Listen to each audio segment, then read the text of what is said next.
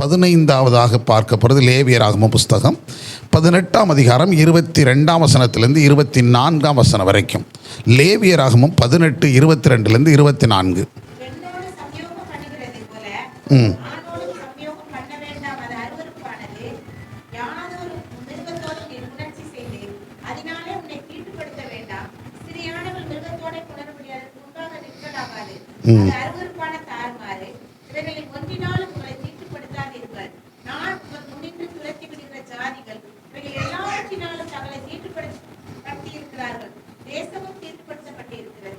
ஆமென். இது என்ன ஆவிகள்? தாறுமாறுகளை உண்டாக்குகிற ஆவின்னு எழுதிக்கிடுங்க. தாறுமாறுகளை உண்டாக்குகிற ஆவிகள். இந்த தாறுமாறான உண்டாக்குகிற ஆவின்னா என்ன அர்த்தம்னா, ஒரு உறவு அப்படின்னா ஒரு ஆண் பெண் உறவு அப்படிங்கிற திருமண உறவு என்பது மிக புனிதமானது. வேதம் அப்படி தான் சொல்லுகிறது. எபிரேயர் புஸ்தகத்தில் வாசிக்கும்போது விவாகம் யாவருக்குள்ளும் கனம் உள்ளது, விவாக மஞ்சம் என்னப்படாது, அசுசிப்படாது அப்படின்னு சொல்லி இது ஒன்று. இரண்டாவது நம்ம பார்த்துக்கிட்டோம்னா, இங்கே மனுஷன் ஆணையும் பெண்ணையும் தேவன் படைக்கும் போது எந்த மனுஷனாக இருக்கலாம், மிருகமாக இருக்கலாம், எல்லாவையும் இந்த உறவு அந்த சந்தோஷத்துக்காக தேவன் படைத்து இருக்கிறார். அது இருக்கட்டும். ஆனால் இங்கே சொல்லப்பட்ட தாறுமாறான உறவு, உபச்சாரங்கிறது வேறு, வேசித்தனங்கிறது வேறு. அந்த ஆவிகள்லாம் தனி, அது தனியாக ஜெபிக்க போகிறோம், அது வேறு இடத்துல வருது. ஆனால் இங்கே சொல்லப்பட்ட தாறுமாறான உறவுகள் அப்படிங்கிறது முறை தவறான காரியங்கள். அதை மனிதன் மிருகத்தோடு என்ன செய்கிறது, இணைந்து கொள்ளுகிறது. ஆணும் பெண்ணும் மிருகத்தோடு இணைக்கிற ஒரு காரியத்தை நம்ம பார்க்குறோம். ஆகவே மிக அசூசியான காரியங்கள்லாம் நடக்கிறத நம்ம பார்க்குறோம். இப்போ சமீபத்தில் கூட ஒரு செய்தி வந்தது, அதெல்லாம் படிக்கும்போது ரொம்ப வேதனையாகவும் இருந்துச்சு. அதனால் நல்லா கவனித்து கொள்ளுங்க.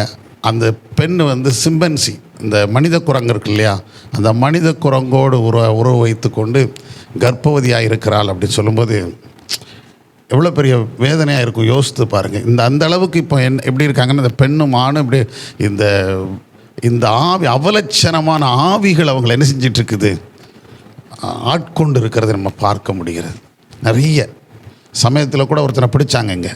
அவன் பார்த்திங்கன்னா தெருவில் இருக்கிற ஒரு நாய் விடுறது கிடையாது, அந்த நாய்களோடு அதில் தான் அவனை பிடிச்சிருந்துருக்கிறாங்க. இப்படி யோசித்து பாருங்கள், எப்படி இப்படிப்பட்ட காரியங்கள்லாம் செய்து கொண்டு இருக்கிறாங்க.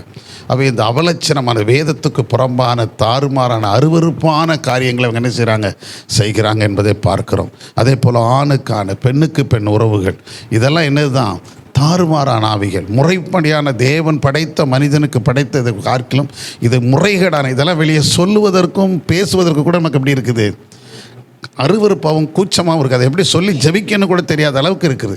அப்படிப்பட்ட அருவருப்பான காரியங்கள் நடக்குது. இதை விட மோசமான சம்பவங்கள்லாம் எங்கே நடந்துக்கிட்டு இருக்குது, நம்ம நாடுகளில் நடந்து கொண்டு இருக்கிறது. நாடுகளில் நடக்குது. இன்றைக்கும் நிறைய கல்லூரி பள்ளிகளில் இருக்கிற ஹாஸ்டல்ஸ், விடுதிகள் இருக்குது பாருங்கள், அங்கெல்லாம் நிறைய இந்த பாவங்கள் பெருகிருக்கு. ஆண்கள் ஹாஸ்டலும் சரி, பெண்கள் ஹாஸ்டலும் சரி, இப்படிப்பட்ட பாவங்கள் நிறைய என்ன செய்கிறது இருக்குது. ரொம்ப வக்கிரகமான ஆவிகளாக அந்த கிரியை செய்து கொண்டிருக்கிற நம்ம பார்க்க முடிகிறது.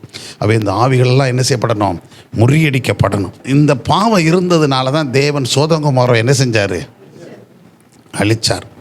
சோதங்குமாரன் கொடிதான காரியமாக என்ன செஞ்சிச்சு, இருந்துச்சு. அதை நான் அழிப்பேன்னு சொல்லி கர்த்தர் அதை போய் அழிக்க போனார், அதை திட்டம் பண்ணார். இவன் இருக்கிறத விட என்ன செய்கிறது, போகிறது நல்லது, இல்லாமல் போகிறது நல்லது. உண்மை அப்படி தான். இன்றைக்கி எத்தனை இடங்கள் அந்த பாவங்களுக்கு இப்போ தைரியமாக துணிகரமாக இப்படிப்பட்ட பாவங்கள்லாம் செய்கிறவர்கள் நம்ம பார்க்குறோம். ஆகவே இந்த ஆவிகளாக என்ன செய்யணும், கட்டப்படணும். இன்னொரு பக்கம் தாறுமாறுகள் அப்படின்னு சொல்லி பார்க்கும். இது ஒரு பக்கமான இந்த வசனம் தான் இந்த வசனத்தை சொல்லுது. இதெல்லாம் இப்படிப்பட்ட தாறுமாறுகள், மிருகத்தோடு இருக்கிறது, ஆணவனும் பெண்ணும் இப்படிப்பட்ட உறவுகளை வைத்திருக்க தாறுமாறு. இன்னொரு தாறுமாறு அப்படின்னா போதை, குடிகாரனை குறித்த வழிகள்லாம் இப்படி தான் இருக்கும், தாறுமாறாய் அப்படி தான் வசனமும் சொல்லுது. நீங்கள் நீதிமொழிகளில் வாஸ்து பார்த்தீங்கன்னா 23ஆம் அதிகாரத்தில் 29லேருந்து 35 வசனம் வரைக்கும் வாஸ்து பார்த்து, ஐயோ யாருக்கு வேதனை, யாருக்கு புலம்பல், யாருக்கு அப்படின்னு சொல்கிற இடத்துல அங்கே யாரை குறித்தான் சொல்லியிருக்குது, மதுபானத்தை நாடி சாராயத்துக்கு உட்காந்துட்டு அதிகாலையிலே போய் உட்கார்ந்துருக்கிறவனுக்கு தான் வேதனைன்னு சொல்லிருக்கு. அவனுடைய வழிகள் அப்படி தான் இருக்கும், தாறுமாறாக இருக்கும் அப்படின்னு சொல்லியிருக்குது. அதனால தான் தவறான பாவங்கள் செய்கிறாங்க, தவறான சிந்தனைக்குள்ளே போகிறாங்க. ஒருத்தன் பாவம் செய்யறதுக்கு முன்னாடி, தவறு செய்கிறதுக்கு முன்னாடி, அது கொலையோ வெறியோ எதை செய்தாலும் என்ன போட்டுட்டு தான் போகிறான், போதையை போட்டு தான் போகிறான், தண்ணி அடிச்சுட்டு சாராயம் குடிச்சிட்டு தான் போகிறான். அதனால் தாறுமாறான காரியம். அதை வாசித்து பாருங்கள், அங்கே வசனம் என்ன சொல்லி பாருங்கள்.